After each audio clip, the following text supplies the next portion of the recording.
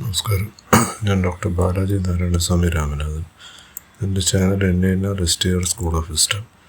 ഈ ഒരു ചാനലിൽ നമ്മുടെ ആത്മീയത അല്ലെങ്കിൽ സ്പിരിച്വാലിറ്റി, സത്യം, കോൺഷ്യസ്നെസ് ഇതിനെക്കുറിച്ചാണ് സംസാരിക്കുന്നത്. അപ്പോൾ പല പുസ്തകങ്ങളും ചർച്ച ചെയ്തിട്ടുണ്ട്, പല വ്യക്തികളെക്കുറിച്ചും ചർച്ച ചെയ്തിട്ടുണ്ട്. ഒരു 1000-ഓളം പ്രഭാഷണങ്ങൾ ഇതിനകത്ത് പബ്ലിഷ് ചെയ്തിട്ടുണ്ട്. ഒരു 500 പ്രൈവറ്റും ഒരു 500 പബ്ലിക്കും. ഇപ്പം നമ്മൾ കഴിഞ്ഞ 3 ദിവസമായിട്ട് ചെയ്തുകൊണ്ടിരിക്കുന്നത് ഒരു 50-55 വർഷം മുമ്പ് പബ്ലിഷ് ചെയ്ത ഒരു പഴയൊരു ബുക്ക്, മരണം, മരണാന്തരം, പുനർജന്മം, കർമ്മനിയമം. തിയോസഫിക്കൽ സൊസൈറ്റി ലോകം മൊത്തം ഉണ്ടെന്നും ആർക്ക് വേണമെങ്കിലും അവിടെ ചെല്ലാൻ മെമ്പർഷിപ്പ് കമ്പൽസറി അല്ല എന്നുള്ള പല കാര്യങ്ങളും നമ്മളിതിനു മുമ്പ് പറഞ്ഞിട്ടുണ്ട്. അപ്പോൾ ഇതിൽ തിയോസഫിക്കൽ ലിറ്ററേച്ചറെല്ലാം പൊതുവെ ഇംഗ്ലീഷിലാണ്. അപ്പോൾ അതിൻ്റെ ലാംഗ്വേജ് അത്ര എളുപ്പവും അല്ല. ഒരു സാധാരണക്കാർക്ക്, പ്രത്യേകിച്ച് ഒരു മലയാളിക്ക് അത് മനസ്സിലാക്കാനുള്ള ബുദ്ധിമുട്ടുണ്ട്. ഇത് മനസ്സിലാക്കിയ അന്ന് ഇവിടുത്തെ ലോഡ്ജ് പബ്ലിഷ് ചെയ്തൊരു 3-4 പുസ്തകമുണ്ട്. അതിലൊരു പുസ്തകമാണ് ഇത്. അപ്പം അത് വായിച്ചുകൊണ്ടിരിക്കുകയാണ്. കഴിഞ്ഞ ദിവസം നമ്മൾ ഡിസംബർ 30 അവസാനിച്ചത്.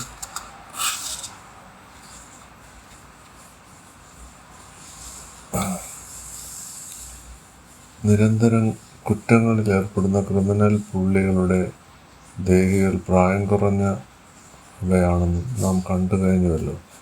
പുനർജന്മത്തിൻ്റെ വെളിച്ചത്തിൽ പരിശോധിക്കുമ്പോൾ വളരെ കുറച്ചു കാലം ജയിലിൽ അടച്ചിട്ട് തുറന്നു വിടുകയല്ല വേണ്ടത്. ജയിലിന് പുറത്തായ ഉടൻ വീണ്ടും കുറ്റകൃത്യങ്ങളിൽ ഏർപ്പെടുകയാണ് ഇവരിൽ ഭൂരിഭാഗവും ചെയ്യുന്നത്. അസൂരി രോഗം പിടിപ്പെട്ട ഒരുവനെ കുറച്ച് നാൾ ആശുപത്രിയിൽ കിടത്തി ചികിത്സിച്ചിട്ട് രോഗം ഭേദമാകുന്നതിന് മുമ്പ് ആശുപത്രിയിൽ നിന്ന് പുറത്തു വിടുകയും അയാൾ മറ്റുള്ളവർ കൂടി രോഗം പകർത്തുകയും ചെയ്യുന്നത് പോലെ അപഹാസ്യമായ ഒന്നാണ് ക്രിമിനൽ പുള്ളികളോടുള്ള നമ്മുടെ സമീപനം. ക്രിമിനൽ പുള്ളികളെ മാനസിക രോഗികളായി പരിഗണിക്കുകയും അവരുടെ മാനസിക രോഗം പരിഹരിക്കുന്നതിനാവശ്യമായ ചികിത്സ നടത്തുകയും രോഗം ഭേദമാകുന്നതിന് ശേഷം മാത്രം പുറത്തുവിടുകയും വേണ്ടത്. സ്വാതന്ത്ര്യം എന്ന മുറവിളി മുഴങ്ങി കേൾക്കുന്ന ഇക്കാലത്ത് മേൽപ്പറഞ്ഞ കാര്യങ്ങൾ സ്വീകാര്യങ്ങളല്ലെന്നും പലരും ശഠിച്ചേക്കാം. ചുമതലബോധവും ആത്മനിയന്ത്രണവും ഇല്ലാത്തവർക്ക് സ്വാതന്ത്ര്യം അനുവദിക്കുന്നതിൻ്റെ ആപത്ത് നാം ഓർത്തിരിക്കേണ്ടതാണ്. ക്രിമിനൽ പുള്ളികൾക്ക് വേണ്ടത് ശിക്ഷയാണ്, വീണ്ടും വീണ്ടും കുറ്റം ചെയ്യാനുള്ള ദുസ്വാതന്ത്ര്യമല്ല. പ്രയത്നശീലവും ആത്മസംവേദനവും ഉണ്ടാക്കി ധാർമ്മികമായൊരു ജീവിതം നയിക്കാൻ വേണ്ട സംസ്കാരവും ശിക്ഷണവും അവർക്ക് നൽകുകയാണ് വേണ്ടത്. പുനർജന്മത്തെ ആധാരമാക്കി കുറ്റങ്ങളെ നേരിടാനുള്ളൊരു സംവിധാനം നമുക്കുണ്ടാകുമ്പോൾ മാത്രമേ കുറ്റങ്ങളുടെ എണ്ണം ക്രമേണ കുറഞ്ഞു വരികയുള്ളൂ. കുറ്റവാളികളെ മനപരിവർത്തനം വരുത്താനുള്ള വിദ്യാഭ്യാസ സ്ഥാപനങ്ങളായി ജയിലുകൾ മാറണം. ഉന്നതി പ്രാപിച്ച ദേഹികൾ പ്രായം കുറഞ്ഞ ദേഹികളോടുള്ള കർത്തവ്യം മനസ്സിൽ വയ്ക്കുകയും പ്രായം കുറഞ്ഞ ഈ ദേഹികൾക്ക് വോട്ട് രേഖപ്പെടുത്താനുള്ള അവകാശം നൽകുന്നതിന് പകരം അവരിൽ സൽഗുണങ്ങൾ ഉണ്ടാക്കുന്നതിന് ശ്രമിക്കുകയാണ് വേണ്ടത്. ചിലർ അംഗവൈകല്യമുള്ളവരായും മറ്റു ചിലർ മുണ്ടന്മാരായും ഡ്രോപ്സ് മറ്റും ജനിക്കുന്നതിനുള്ള കാരണം എന്താണ്? മുൻജന്മങ്ങളിൽ മറ്റുള്ളവരോട് കാണിച്ചിട്ടുള്ള ക്രൂര നിമിത്തങ്ങളാണ് ഇങ്ങനെയുള്ള ദേഹം ലഭിക്കാൻ ഇടവരുന്നത്. ഗവേഷണത്തിൻ്റെ പേരിൽ ജീവനുള്ള മൃഗങ്ങളുടെ അവയവങ്ങൾ ശേഖരിച്ച് അവയെ പീഡിപ്പിക്കുന്ന മെഡിക്കൽ ഗവേഷകരുടെ വിസിറ്റേഴ്സ് ഭാവി ജന്മങ്ങളിൽ അംഗവൈകല്യമുള്ള ദേഹങ്ങൾ സ്വീകരിക്കേണ്ടതായി വരും. കുട്ടികളും പ്രത്യേകിച്ച് കൊച്ചുകുട്ടിയുടെ നിർദ്ദിഷ്ടമായി മർദ്ദിക്കുന്ന അധ്യാപകരുടെ ഭാവി ജന്മങ്ങളും ഇരുണ്ടടഞ്ഞതായിരിക്കും. ക്രൂരതയും കർമ്മഫലങ്ങളെപ്പറ്റി നാം വേണ്ടവണ്ണം ബോധവാന്മാരല്ല. എല്ലാവരെയും സ്നേഹിക്കുക എന്ന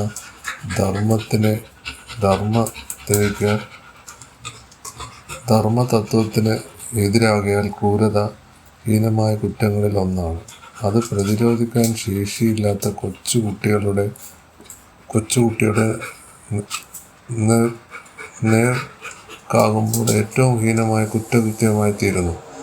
നല്ല ഉദ്ദേശത്തോടു കൂടിയാണ് കുട്ടികളെ തല്ലുന്നതെന്നും അതുകൊണ്ട് അത് അധാർമികമില്ലെന്ന് വാദിച്ചേക്കാം. പക്ഷേ ഈ വാദം ക്രൂരതയുടെ കർമ്മഫലത്തിൽ നിന്നും ഒരുവനെ മുക്തനാക്കുന്നതല്ല. സ്നേഹപുരസരം ഉപദേശിച്ചാണ് കുട്ടികളെ കുറവുകൾ പരിഹരിക്കേണ്ടത്. കുട്ടികളെ തല്ലുന്നത് കൊണ്ട് വേറെയും ന്യൂനതകളുണ്ട്. ഭയം, ഭീരുത്വം എന്നീ ദുർഗുണങ്ങൾ തല്ലുകൊണ്ട് വളരുന്ന കുട്ടികൾക്കുണ്ടാകുന്നു. പ്രായപൂർത്തിയായ ബലവാന്മാരാകുമ്പോൾ ഇവർ മറ്റുള്ളവരെ ഹിംസിക്കുകയും ചെയ്യുന്നു. ഇങ്ങനെ കുട്ടികളെ തല്ലി മര്യാദ പഠിപ്പിക്കുന്ന രീതി നാനാപ്രകാരത്തിലും ദൂഷ്യം നിറഞ്ഞതാണ്. നാം ചിലരെ ആദ്യമായി കാണുമ്പോൾ തന്നെ അവരെ ഇഷ്ടപ്പെടുകയും മറ്റു ചിലരെ ഇഷ്ടപ്പെടാതിരിക്കുകയും ചെയ്യുന്നു. എന്താണ് ഇതിന് കാരണം? മുൻജന്മങ്ങളിൽ നാം സ്നേഹിച്ചവരാണ് ആദ്യത്തെ കൂട്ടം. മുൻജന്മങ്ങളിലെ നമ്മുടെ ശത്രുക്കളാണ് രണ്ടാമത്തെ കൂട്ടം. പുനർജന്മമുണ്ടെങ്കിൽ ആ ജന്മങ്ങളെക്കുറിച്ച് നമുക്ക് എന്താണ് ഓർമ്മയില്ലാത്തത്? ഒരുവൻ 5 വയസ്സ് പ്രായമെത്തുന്നത് വരെയുള്ള സംഭവങ്ങൾ ആരെങ്കിലും ഓർക്കാറുണ്ടോ? പിന്നെ എങ്ങനെയാണ് മുൻജന്മ സംഭവങ്ങളെ ഓർക്കുന്നത്? പുനർജന്മ സിദ്ധാന്തത്തിന് അനുകൂലമായും പ്രതികൂലമായുമുള്ള വാദഗതികളെ തുറന്ന മനസ്സോടെ തുലനം ചെയ്ത് നോക്കുന്ന ഏതൊരു ചിന്തകനും ഈ സിദ്ധാന്തം സ്വീകാര്യമായേ തരവുള്ളൂ. പുനർജന്മ സിദ്ധാന്തത്തെപ്പറ്റി സാമാന്യം വിശദമായ പഠനം നടത്തിക്കഴിഞ്ഞ സ്ഥിതിക്ക് അടുത്തത് കർമ്മനിയമത്തെ ചിന്തിക്കാം. കർമ്മനിയമം. ഏതൊരിടത്തും അതിന് തുല്യമായ ഒരു തിരിച്ചടിയുണ്ട് എന്ന് ഫിസിക്സിൽ സിദ്ധാന്തം ആസ്ട്രൽ തലത്തിലേക്കും മനോമയ തലത്തിലേക്കും കൂടി ബാധകമാക്കുമ്പോൾ കിട്ടുന്ന നിയമമാണ് കർമ്മനിയമം എന്ന് പറഞ്ഞു കഴിഞ്ഞല്ലോ. ഭൗതിക ലോകത്തെ സംബന്ധിച്ചിടത്തോളം ഈ സിദ്ധാന്തം തെളിയിച്ച് കഴിയപ്പെട്ട ഒന്നാണ്. ഒരു റബ്ബർ പന്തിനെ എത്ര ശക്തിയോടുകൂടി നാം നിലത്തിൽ എറിയുന്നോ അതിൻ്റെ ശക്തിയിൽ അത് തിരിച്ചു വരുന്നതാണ്. പീരങ്കിയുടെ ഉണ്ട എത്ര ശക്തിയോടുകൂടി മുന്നോട്ട് കുതിക്കുന്നോ അത്രയും ശക്തിയോടുകൂടി പീരങ്കി പിന്നിലോട്ട് തള്ളപ്പെടുന്നതാണ്. ഭൗതിക ശാസ്ത്രജ്ഞന്മാർ കണ്ടുപിടിച്ചിട്ടുള്ള പ്രകൃതി നിയമങ്ങളിൽ പ്രധാനമായ ഒന്നാണ് ഈ നിയമം. പ്രകൃതി നിയമങ്ങളെ ഒന്ന് തന്നെ നീ ഇന്നത് ചെയ്യുക, ഇന്നത് ചെയ്തുകൂടാ എന്ന് നമ്മോട് അനുശാസിക്കുന്നില്ല.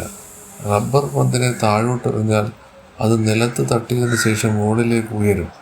തീയിൽ കൈവച്ചാൽ കൈ പൊള്ളും എന്നിങ്ങനെ കാര്യകാരണങ്ങളെ ബാധിക്കുന്നത് മാത്രമാണ് ഈ നിയമങ്ങൾ ചെയ്യുന്നത്.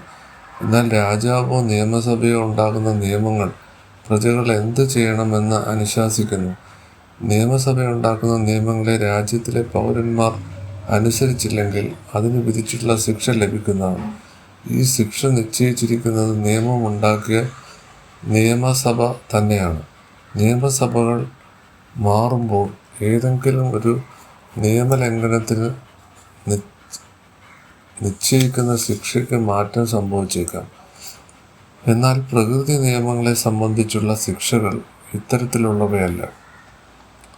പ്രകൃതി നിയമങ്ങളെ പറ്റിയുള്ള അറിവില്ലായ്മയിൽ നിന്നാണ് ശിക്ഷ അനുഭവിക്കാൻ ഇടവരുന്നത്. വെടിവെക്കുമ്പോൾ തോക്ക് പിന്നോട്ട് പായും എന്നറിവില്ലാത്ത ഒരുവൻ തോക്കുപയോഗിച്ച് വെടിവെച്ചാൽ തോക്ക് അയാളുടെ നെഞ്ചിൽ വന്നിടിച്ച് മരണം സംഭവിച്ചെന്ന് വരാം. പ്രകൃതി നിയമങ്ങളെ സംബന്ധിച്ചുണ്ടാക്കുന്ന ശിക്ഷകൾ എല്ലാം തന്നെ ഇത്തരത്തിൽ സംഭവിക്കുന്നതാണ്. അതായത് നിയമത്തിൻ്റെ അജ്ഞതയിൽ നിന്നുണ്ടാകുന്ന ശിക്ഷകൾ. ഇന്ന കാരണത്തിൽ നിന്നും ഇന്ന കാരണം ഉണ്ടാകുമെന്ന് കാണിക്കുക മാത്രമാണ് ഒരു പ്രകൃതി നിയമം കാണിക്കുന്നത്. നെല്ല് വിതച്ചാൽ നെല്ല് കൊയ്യാം, പയറ് വിതച്ചാൽ പയറ് കൊയ്യാം എന്ന് പ്രകൃതി നിയമം പറയുന്നു. നീ നെല്ല് വിതയ്ക്കുക എന്നോ നീ പയർ വിതയ്ക്കുക എന്നോ പ്രകൃതി പറയുന്നില്ല. എന്ത് വിതയ്ക്കണമെന്ന് നിശ്ചയിക്കാനുള്ള സ്വാതന്ത്ര്യം നമുക്കുള്ളതാണ്. നെല്ല് വിതച്ചിട്ട് പയറ് കായ്ക്കണമെന്ന് ആഗ്രഹിച്ചാൽ പറ്റുകയില്ലെന്ന് മാത്രം. പ്രകൃതി നിയമങ്ങൾ ഒന്നു തന്നെ മാറ്റാൻ സാധിക്കാത്തവയും സ്ഥിതിക്ക് മനുഷ്യൻ അസ്വതന്ത്രനല്ലേ എന്ന് ചോദ്യം ഉദിച്ചേക്കാം. അല്ല എന്നാണ് ഉത്തരം. ഈ നിയമങ്ങളുടെ അറിവ് മനുഷ്യനെ സ്വതന്ത്രനാക്കുന്നു. നിയമങ്ങളുടെ അജ്ഞതയാണ് മനുഷ്യനെ അസ്വതന്ത്രമാക്കുന്നത്. വെടിവെക്കുമ്പോൾ തോക്ക് പിന്നോട്ട് പായും എന്ന നിയമത്തെപ്പറ്റി അറിവുള്ള ഒരുവന് ആപത്ത് പറ്റാതെ വെടിവെക്കാൻ സാധിക്കും. ഇങ്ങനെ ഓരോ പ്രകൃതി നിയമത്തെപ്പറ്റിയും അറിവും ഒരുവനെ കൂടുതൽ സ്വതന്ത്രനാക്കുകയും അവനെ പ്രകൃതിയുടെ യജമാനനാക്കി മാറ്റുകയും ചെയ്യും. പ്രകൃതി നിയമത്തെപ്പറ്റി അറിവില്ലാത്തവർക്ക് പ്രകൃതിയുടെ അടിമയായി തീരുകയും ചെയ്യുന്നു. പ്രകൃതി നിയമങ്ങളുടെ അനുസരണം മൂലമാണ് പ്രകൃതിയെ ജയിക്കേണ്ടത്. നേച്ചർ ഇസ് കോങ്കേർഡ് ബൈ ഒബീഡിയൻസ് എന്നാണ് ഒരു പ്രസിദ്ധ ശാസ്ത്രജ്ഞൻ പറഞ്ഞിട്ടുള്ളത്. പ്രകൃതിക്കെതിരായി യുദ്ധം ചെയ്ത് അതിനെ കീഴടക്കാൻ ആർക്കും സാധ്യമല്ല. അത്രത്തോളം ബലവത്താണ് പ്രകൃതി. എന്നാൽ പ്രകൃതി നിയമങ്ങളെ മനസ്സിലാക്കിയിട്ടുള്ള ഒരുവന് പ്രകൃതിയെ കൊണ്ട് തനിക്ക് ആവശ്യമുള്ള കാര്യങ്ങളെല്ലാം ചെയ്യിക്കാൻ കഴിയും. ഇന്ന് ശാസ്ത്രത്തിൻ്റെ സഹായത്തോടുകൂടി മനുഷ്യൻ ചെയ്യുന്ന അത്ഭുതകരമായ പല കൃത്യങ്ങളും പ്രകൃതി നിയമങ്ങൾ മനസ്സിലാക്കിയതിൻ്റെ ഫലങ്ങളാണ്. പ്രകൃതി നിയമങ്ങൾ മാറ്റം വരാത്തവയാണ്. ഈ നിയമങ്ങൾ ചാഞ്ചല്യമായവയാണെങ്കിൽ ഈ നിയമങ്ങൾ ഉപയോഗിച്ച് യാതൊരു നേട്ടവും ഉണ്ടാക്കാൻ മനുഷ്യന് സാധിക്കുകയില്ല. ഏതൊരടിക്കും അതിന് തുല്യമായ ഒരു തിരിച്ചടിയുണ്ട് എന്ന നിയമം തന്നെ എടുക്കുക. ഇത് ചിലപ്പോൾ പ്രവർത്തിക്കുകയും മറ്റു ചിലപ്പോൾ പ്രവർത്തിക്കാതിരിക്കുകയും ചെയ്യുന്നു എന്ന് വിചാരിക്കുക. ഈ നിയമത്തെ ആശ്രയിച്ച് നിർമ്മിച്ചിട്ടുള്ള റാക്കറ്റുകൾ എങ്ങനെയാണ് പ്രവർത്തിക്കുന്നത്? ഇവ ഉപയോഗിച്ച് എങ്ങനെയാണ് ചന്ദ്രനിൽ ചെന്നെത്തുക? പ്രകൃതി നിയമങ്ങളുടെ സ്ഥിരതയാണ് അവയെ ഉപയോഗപ്രദമാക്കി തീർക്കുന്നത്. സുസ്ഥിരമായ പ്രകൃതി നിയമങ്ങളെ പറ്റിയുള്ള അറിവ് മനുഷ്യനെ വിജയത്തിലേക്ക് നയിക്കുന്നു. മനുഷ്യൻ്റെ എല്ലാ പരാജയങ്ങളുടെയും കാരണം പ്രകൃതി നിയമങ്ങളെക്കുറിച്ച് വേണ്ടിടത്തോളം അറിവില്ലാത്തവയാണ്. സുസ്ഥിരമായ നിയമങ്ങളാൽ ഭൗതിക ലോകത്തെ ബന്ധിക്കപ്പെട്ടിരിക്കുന്നത് പോലെയാണ് ഭൂവർലോകവും ആസ്ട്രൽ തലം, സ്വർലോകവും മനോമയ തലം സുസ്ഥിരമായ നിയമങ്ങളിൽ ബന്ധപ്പെട്ടിരിക്കുന്നു. ഏതൊരടിക്കും അതിന് തുല്യമായ തിരിച്ചടിയുണ്ടെന്ന് ഭൗതിക ലോകത്തിലെ പ്രകൃതി നിയമം ആസ്ട്രൽ തലത്തിൻ്റെ മനോമയ തലത്തിനും കൂടി ബാധകമാണ്. നാം ചെയ്യുന്ന ഓരോ സൽക്കർമ്മത്തിനും അതിൻ്റേതായ നല്ല ഫലങ്ങളും ഓരോ ദുഷ്കർമ്മത്തിനും അതിൻ്റേതായ ചീത്ത ഫലങ്ങളും ഉണ്ടെന്നാണ് കർമ്മസിദ്ധാന്തം പറയുന്നത്. ഭൗതിക തലത്തിലുള്ള പ്രകൃതി നിയമങ്ങളെ തന്നെ സുസ്ഥിരതയുള്ളവയാണെന്നും കണ്ട സ്ഥിതിക്ക് സൂക്ഷ്മതലത്തിലുള്ള നിയമങ്ങളും സുസ്ഥിരതയുള്ളവ ആകാനല്ലേ തരമുള്ളൂ. ഒരു സൽക്കർമ്മത്തിന് സൽഫലവും മറ്റൊരു സൽക്കർമ്മത്തിന് ദുഷ്ഫലവും വരിക യുക്തിപൂർണമാണല്ലോ. ഇങ്ങനെ വെറും യുക്തിമണ്ഡലത്തിൽ നിന്നും ചിന്തിക്കുമ്പോഴും കർമ്മസിദ്ധാന്തം ശരിയായ ഒന്നാണെന്ന് ചോദിക്കാനേ തരമുള്ളൂ. ഭൗതിക തലത്തിലുള്ള പ്രകൃതി നിയമങ്ങൾക്ക് സുസ്ഥിരതയുള്ള മനുഷ്യനെ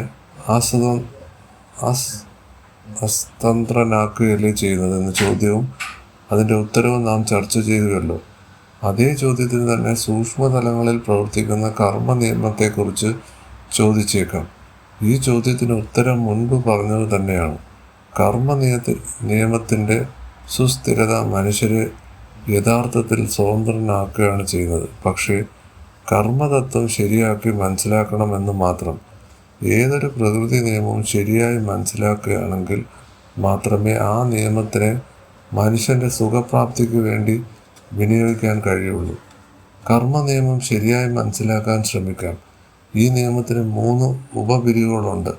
സ്വഭാവ രൂപീകരണം നടത്തുന്നത് ചിന്തയുടെ ശക്തി മൂലമാണ്. ഒരാൾ എന്ത് വിചാരിക്കുന്നോ അയാൾ അതായിത്തീരുന്നു. ആഗ്രഹം അല്ലെങ്കിൽ ഇച്ഛാശക്തി, ഡിസയർ ഓർ വിൽ എന്നത് നാം ഇച്ഛിക്കുന്ന വസ്തുവിനെയും നമ്മയും തമ്മിൽ അടുപ്പിക്കുകയും ആ വസ്തുവിനെ കണ്ടെത്താവുന്ന സ്ഥലത്തേക്ക് നമ്മെ കൊണ്ടുപോവുകയും ചെയ്യുന്നു.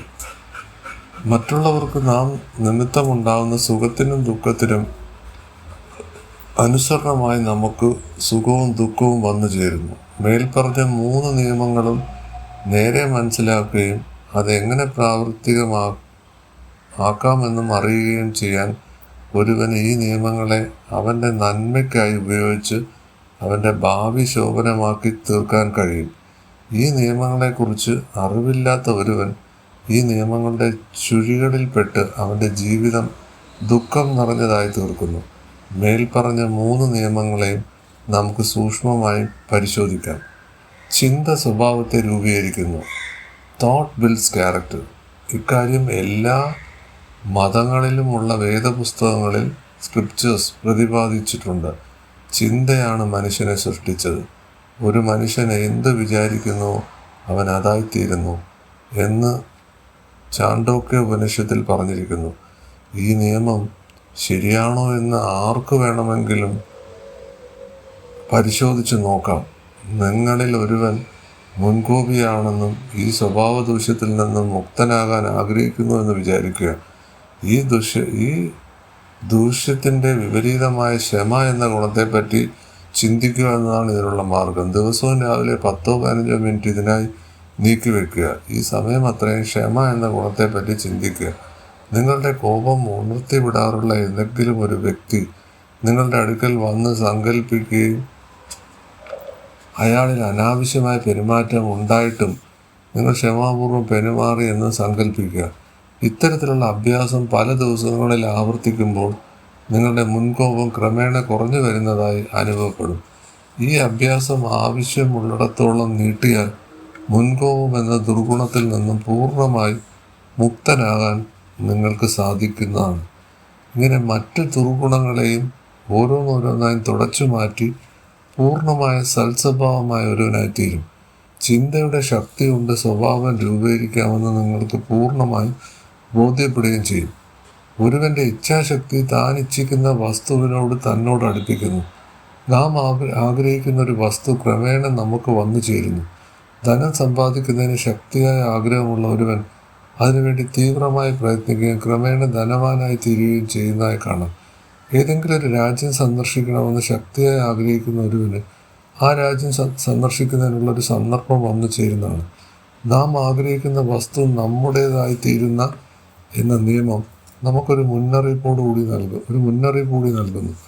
നാം എന്താഗ്രഹിക്കുന്നു എന്നതിൻ്റെ ജാഗ്രത പാലിക്കേണ്ടിയിരിക്കുന്നു എന്നതാണ്. ഉദാഹരണമായി ധനം സമ്പാദിക്കുക എന്ന സർവ്വസാധാരണമായ ആഗ്രഹത്തെപ്പറ്റി ചിന്തിക്കാം. ഇപ്രകാരം ആഗ്രഹിക്കുന്ന ഒരാൾക്ക് അചീരേണ ധാരാളം സമ്പത്ത് വന്നു ചേരും. വളരെയധികം ധനം സമ്പാദിച്ചതിന് ശേഷം ഈ ധനം എന്ത് ചെയ്യണമെന്നറിയാതെ അയാൾക്ക് മനം മടുപ്പുണ്ടാക്കുന്നു. ധനത്തിന് വേണ്ടി കഠിനമായി യത്നിക്കുക, അത് ലഭിച്ചു കഴിയുമ്പോൾ മനം മടുക്കുക എന്നാണ് പ്രകൃതിയുടെ സമ്പ്രദായം. പക്ഷേ ഈ യത്നത്തിലും മനം മടുപ്പിലൂടെ പുരോഗതിയുടെ രഹസ്യം നിലകൊള്ളുന്നത് ആഗ്രഹം മൂലം പ്രയത്നിക്കാനുള്ള കഴിവ്, അതായത് രജോ ഗുണം ഒരുവനിൽ ഉണ്ടാക്കുന്നു. ആഗ്രഹം സാധിച്ചു കഴിയുമ്പോൾ ഉണ്ടാകുന്ന മനമെടുപ്പ് ഈ രജോ ഗുണത്തെ സദ്ഗുണമായി രൂപാന്തരപ്പെടുന്നു. മറ്റുള്ളവർക്ക് നാം നിമിത്തം ഉണ്ടാകുന്ന സുഖത്തിനും ദുഃഖത്തിനും അനുസരണമായി നമുക്ക് സുഖവും ദുഃഖവും വന്നു ചേരുന്നു. ഈ നിയമത്തെക്കുറിച്ച് പലർക്കും സംശയം ഉണ്ടായേക്കാം. ഒട്ടും സൽസ്വഭാവി അല്ലാത്തൊരു മനുഷ്യൻ ധാരാളം സമ്പത്തുണ്ടാക്കി സുഖലോലുപനായി കഴിച്ചു കൂട്ടുന്നത് കാണുന്നുണ്ടല്ലോ. ഇതിനെന്താണ് വിശദീകരണം? സൽഗുണങ്ങളും സമ്പത്തും തമ്മിൽ യാതൊരു ബന്ധവുമില്ലെന്നുള്ളതാണ് വാസ്തവം. ഈ മനുഷ്യൻ അയാളുടെ പൂർവ്വജന്മങ്ങളിൽ ഒന്നിൽ പൊതു നന്മയ്ക്കുതകുന്ന എന്തെങ്കിലും കാര്യത്തിന് വേണ്ടി ധാരാളം ചെലവാക്കിയിരിക്കാം. അയാൾ ഒരു ആശുപത്രി സ്ഥാപിക്കുകയോ ഒരു ഉദ്യാനം നിർമ്മിക്കുകയോ ചെയ്തിരിക്കാം. ഈ പ്രവൃത്തിയുടെ പിന്നിലുള്ള ഉദ്ദേശം തനിക്ക് അതുമൂലം പേരും പെരുമയും കിട്ടണമെന്നും സ്വാർത്ഥ ഉദ്ദേശത്തോടെ ആയിരിക്കാം. അയാളുടെ ഉദ്ദേശം ശുദ്ധമല്ലാത്തതിനാൽ അയാളുടെ സ്വാർത്ഥ ബുദ്ധിക്ക് ഈ ജന്മത്തിലും മാറ്റം വന്നിട്ടില്ല. പക്ഷെ മറ്റുള്ളവരുടെ ഭൗതിക സുഖത്തിൽ അയാൾ കാരണഭൂതനായി തീരുന്നതുകൊണ്ട് തൻ്റെ ഭൗതിക സുഖത്തിനുതകുന്ന ധനം അയാൾക്ക് വന്നു ചേരുന്നു. ധനമുള്ളത് കൊണ്ട് അയാൾ സുഖം അനുഭവിക്കുന്നു എന്ന ധാരണയും ശരിയല്ല. സ്വാർത്ഥ ലോലുപന്മാർ തന്നെ സുഖം അനുഭവിക്കുന്നവരല്ല.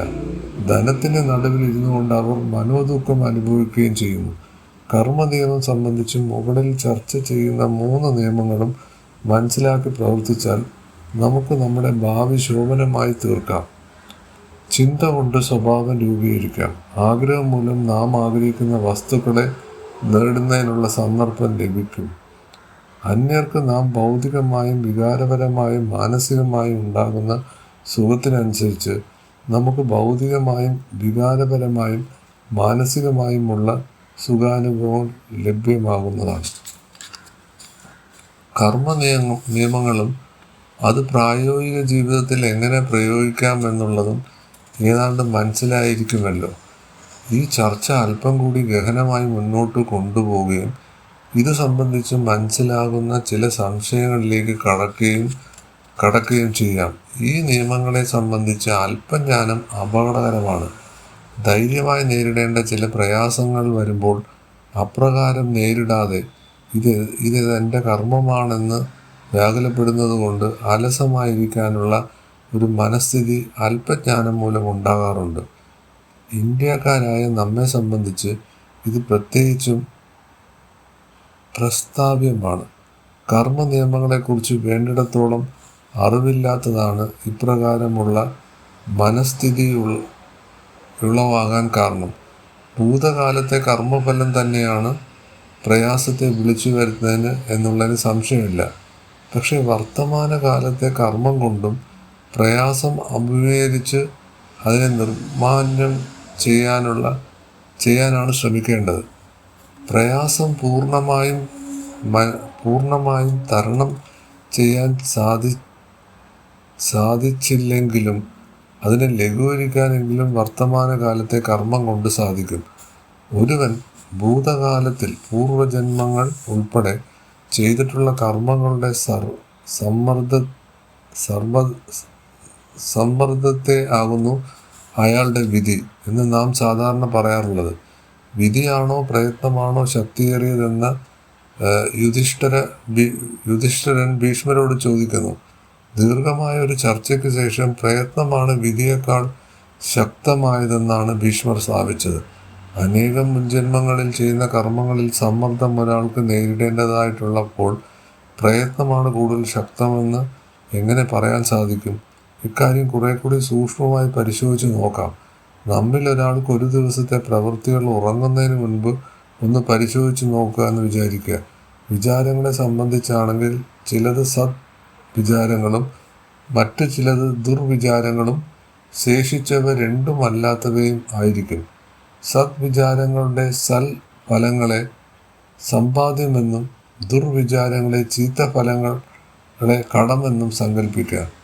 സമ്പാദ്യത്തിൽ നിന്നും കടത്തെ കഴിക്കുകയോ അല്ലെങ്കിൽ കടത്തിൽ നിന്നും സമ്പാദ്യത്തെ തട്ടിക്കഴിക്കുകയോ ചെയ്തു കിട്ടുന്ന ശിഷ്ടം വളരെ ചെറുതായിരിക്കാനല്ലേ സാധ്യത? ആഗ്രഹങ്ങളെ സംബന്ധിച്ച് ഇത് തന്നെ ആയിരിക്കും സ്ഥിതി. ചില ആഗ്രഹങ്ങൾ ശ്ലാഘനീയവും ചിലത് അപനീയവും ആയിരിക്കും. ഇവിടെ സമ്പാദ്യത്തിൻ്റെയും കടത്തിൻ്റെയും ആകെ മിച്ചം വളരെ ചെറുതായി തന്നെയാണ് സാധ്യത. ഇതുപോലെ തന്നെ കർമ്മേന്ദ്രിയങ്ങളെ ഉപയോഗിച്ച് ചെയ്യുന്ന പ്രവൃത്തികളുടെ ആകെ ഫലവും ചെറുതായിരിക്കാനാണ് സാധ്യത. ഈ കണക്ക് നമ്മുടെ എല്ലാ പൂർവ്വജന്മങ്ങളെയും എല്ലാ ദിവസങ്ങൾക്കും പ്രയോഗിക്കുക ആകെ മിച്ചം ദുഷ്ഫലങ്ങളുടേത് മാത്രമായ ഒരു പ്രവാഹമോ അല്ലെങ്കിൽ സൽഫലങ്ങളുടെ മാത്രം ഒരു പ്രവാഹമോ ആകാനുള്ള സാധ്യത വളരെ കുറവാണ്. ആകെ മിച്ചം നോക്കുമ്പോൾ ചെറുതായിട്ടുള്ള അനേകം സൽഫലങ്ങളുടെയും അനേകം ദുഷ്ഫലങ്ങളുടെയും സമ്മർദ്ദമാണ് നമ്മളിൽ വന്നു ചേരുന്നത്. വർത്തമാനകാലത്തെ വിചാരം, ആഗ്രഹം, പ്രവൃത്തി എന്നിവയെ നിയന്ത്രിച്ച് വിധിയുടെ സമ്മർദ്ദത്തെ വളരെയധികം ചെറുക്കുകയും ആകെ മിച്ചം നമുക്ക് അനുകൂലമാക്കി തീർക്കുകയും ചെയ്യാവുന്നതാണ്. പ്രയത്നം വിധിയേക്കാൾ ശക്തമാണ് എന്ന് ഭീഷ്മർ പറഞ്ഞതിൻ്റെ അർത്ഥം ഇതാണ്. ഭൂതകാലത്ത് വിചാരം, ആഗ്രഹം, പ്രവൃത്തി എന്നിവയിൽ നിന്ന് നമുക്ക് അനുഭവപ്പെടുന്ന സമ്മർദ്ദം ഭാഗികമായും അനുകൂലമായും ഭാഗികമായി പ്രതികൂലവുമാണ്. വർത്തമാനകാലത്തെ വിചാരം, ആഗ്രഹം, പ്രവൃത്തി എന്നിവ മൂലം ത്രാസിൽ തട്ടി നമുക്ക് അനുകൂലമായി താഴ്ത്താവുന്നതാണ്. പക്ഷേ ചിലരുടെ ഭൂതകാല ദുഷ്കർമ്മഫലത്തിൻ്റെ സമ്മർദ്ദം വർത്തമാനകാലത്തെ കർമ്മം കൊണ്ട് ചെറുക്കാൻ സാധിക്കാത്ത വണ്ണം ശക്തിമത്തായ ഒന്നാണെന്ന് വരാം. പക്ഷേ ഇപ്രകാരമുള്ള സന്ദർഭങ്ങളിൽ കർമ്മനിയമം ഗ്രഹിച്ചിട്ടുള്ളവർ വർത്തമാനകാലത്തെ പ്രയത്നത്തിന് ഒട്ടും കുറവ് വരുത്താൻ പാടില്ല. അതിൻ്റെ സർവ കഴിവും ഉപയോഗിച്ച് വിധിക്കെതിരായി പോരാടുക തന്നെ വേണം. വിധിയുടെ കാഠിന്യം കുറയ്ക്കാനെങ്കിലും ഇതുമൂലം സാധിക്കും. കർമ്മനിയമം തെറ്റായി പ്രയോഗിക്കുന്ന വേറൊരു സന്ദർഭം പരിശോധിക്കാം. മറ്റൊരാളുടെ കഷ്ടത കണ്ടിട്ട് അത് അയാളുടെ കർമ്മഫലമാണ്, ഞാൻ എന്തിന് അയാളെ സഹായിക്കണമെന്ന് പറയുന്ന നിരവധി ആളുകളുണ്ട്. പക്ഷേ ഈ മനസ്ഥിതി തെറ്റാണ്. അയാളുടെ കഷ്ടതയ്ക്ക് കാരണം അയാളുടെ കർമ്മഫലം തന്നെയാണ്. ആണെങ്കിലും അയാളുടെ കഷ്ടതയെ ലഘൂകരിക്കുക എന്നത് നമ്മുടെ ധർമ്മമാണ്. ഈ കർത്തവ്യം നാം ചെയ്തില്ലെങ്കിൽ, കർത്തവ്യം നിർവഹിച്ചില്ല എന്ന ദുഷ്കർമ്മത്തിന് നാം വിധേയരായിത്തീരുന്നു. അതിൻ്റെ ഫലമായി അന്യരുടെ സഹായം വേണ്ടിവരുന്ന സന്ദർഭങ്ങൾ നമുക്കുണ്ടാകുമ്പോൾ ആ സഹായങ്ങൾ കിട്ടിയില്ലെന്ന് വരും. വേദന അനുഭവിക്കുന്നവരോട് നീ ഇതിനർഹനാണ്, നീ തെറ്റ് ചെയ്തവനാണ് എന്ന് പറഞ്ഞ് ഒഴിമാറുന്നത് ഒട്ടും ശരിയല്ല. വേദനിക്കുന്നവനെ സഹായിക്കുക എന്നത് നമ്മുടെ ധർമ്മമാണ്. ദൈവീക നീതിയാണ് ഭൂതലത്തിൽ പ്രവർത്തിക്കുന്നതെന്നും അർഹതയില്ലാത്ത യാതൊരുത്തരും വേദന അനുഭവിക്കുകയില്ലെന്നും ഉള്ളത് ശരി തന്നെ. പക്ഷേ ദൈവനീതി നടത്തുക എന്ന ബാധ്യത ദൈവത്തിന് വിടുകയും സ്നേഹം, ദയ എന്നിവയുടെ ദൈവദൂതന്മാരായി നാം പെരുമാറുകയും ചെയ്യുകയാണ് വേണ്ടത്. കർമ്മ നിയമത്തിൻ്റെ പ്രവൃത്തി രീതി വിശദീകരിക്കുന്നതിന് ഒരു ഉദാഹരണം ആനി ബസന്റ് എഴുതിയ കർമ്മം എന്ന പുസ്തകത്തിൽ കൊടുത്തിട്ടുള്ളത് താഴെ കൊടുക്കുന്നു. ഒരിക്കലൊരു ദമ്പതികൾക്കുണ്ടായ ഏകപുത്രൻ 17-ാമത്തെ വയസ്സിൽ മൃതിയടഞ്ഞു. ദുഃഖവാർത്തരായ അച്ഛനമ്മമാർ കണ്ണീരുമായി ആനി ബസന്റെ അടുക്ക് ചെന്നു.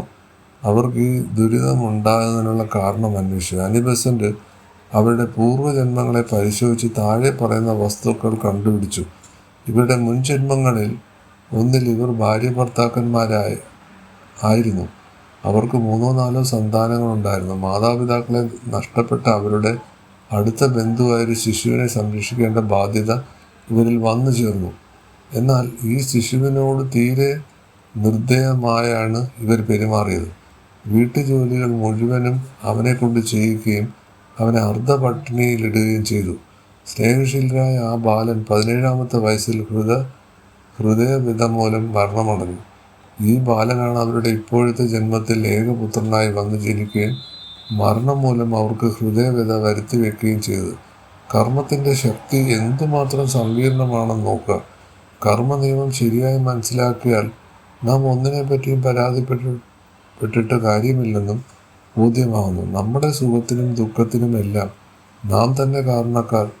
ഓരോരോ പ്രയാസങ്ങൾ വരുന്നതിന് കാരണം എന്തെന്ന് നമുക്കറിവില്ലായിരിക്കും. പക്ഷേ ഇവയെല്ലാം നമ്മുടെ കർമ്മഫലമല്ലാതെ മറ്റൊന്നുമാകാൻ തരമില്ലെന്ന് മനസ്സിലാക്കി അവയെ ധൈര്യപൂർവ്വം നേരിടുകയും വർത്തമാനകാലത്തെ യത്നം മൂലം ഭാവിയിലെ കർമ്മഫലങ്ങൾ അനുകൂലമാക്കി തീർക്കുകയും വേണ്ടത്. പ്രകൃതിയിൽ യാതൊരു വിധത്തിലുള്ള അനീതിയോ പക്ഷപാതപരമായ പ്രവർത്തനമോ നടക്കുകയില്ല. ഓരോരുത്തരും വിതച്ചത് അവനവൻ കൊയ്യുക മാത്രമേ ചെയ്യുന്നു. കർമ്മനിയമം ശരിയായി മനസ്സിലാക്കി അതനുസരിച്ച് പ്രായോഗിക ജീവിതം നയിക്കുന്നവർക്ക് അവരുടെ ജീവിതം വിജയപ്രദമാക്കി തീർക്കാൻ കഴിയും.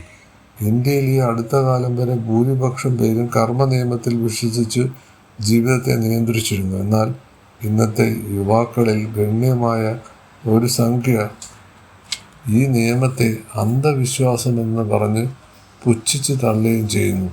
ഈ നിയമത്തെക്കുറിച്ച് അജ്ഞതയാണ് ഇപ്രകാരം പുച്ഛിച്ച് തള്ളാനുള്ള ഒരു കാരണം. മറ്റ് രാഷ്ട്രങ്ങളിൽ നിന്ന് ഇവിടെ ഇറക്കുമതി ചെയ്യപ്പെട്ട ചില രാഷ്ട്രീയ തത്വസംഹിതകളും സ്വാധീനമാണ് മറ്റൊന്ന്. ഇന്ത്യൻ സംസ്കാരം നമ്മുടെ കുഞ്ഞുങ്ങളിൽ പകരുന്നതിന് വേണ്ട നടപടികൾ ഗവൺമെൻറ് സ്വീകരിക്കുക എന്നാണ് ഇന്നത്തെ പരിതാപകരമായ അവസ്ഥയ്ക്ക് പ്രതിവിധി. ഇന്ത്യൻ സംസ്കാരത്തിൻ്റെ അടിസ്ഥാന തത്വങ്ങൾ നമ്മുടെ ശിശുക്കളെ പഠിപ്പിച്ചു അവരിലെ സദാചാരബോധം ഉണ്ടാക്കാൻ ശ്രമിച്ചാൽ നാം ഇന്ന് കാണുന്ന ദുരിതങ്ങൾക്ക് വളരെയധികം ശാന്തി ഉണ്ടാക്കുന്നു. ഇതാണ് മരണാന്തരം പുനർജന്മ കർമ്മ നിയമമുള്ള പുസ്തകം. തിയോസഫി പബ്ലിഷ് ചെയ്തതാണ്. ഞാൻ തിയോസഫിയിലൊരു 30 വർഷത്തോളം ഇവരുടെ പുസ്തകങ്ങളുടെ വായനയും ഇതിൻ്റെ ചരിത്രമൊക്കെ പഠിക്കുന്ന ഒരാളെന്നുള്ള നിലയ്ക്ക് ഞാൻ കൊല്ലം ലോഡ്ജിലും പോയിട്ടുണ്ട്. ട്രിവാൻഡ്രം ലോഡ്ജിലാണ് ഇപ്പോൾ പോകുന്നത്. അപ്പം ഇതിൽ എൻ്റെ ഒരു ഏറ്റവും വലിയ പരാതി എന്ന് പറയുന്നത് തിയോസഫി ലിറ്ററേച്ചറൊന്നും ചർച്ച ചെയ്യുന്നില്ല, മറ്റു പുസ്തകങ്ങൾ ചർച്ച ചെയ്യുന്നു എന്നൊക്കെയാണ്.